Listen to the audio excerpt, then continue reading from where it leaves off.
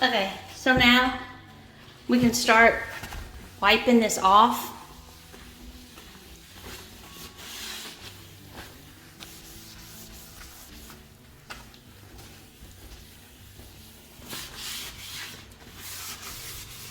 And it just comes right off. And then after you clean that really well with a WD-40, then you want to come back with your Windex and shine it all out. So that's it. WD-40.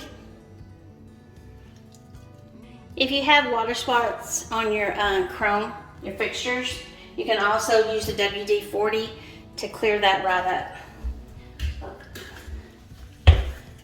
So just spray it on there, leave it for a little bit, come back with your rag.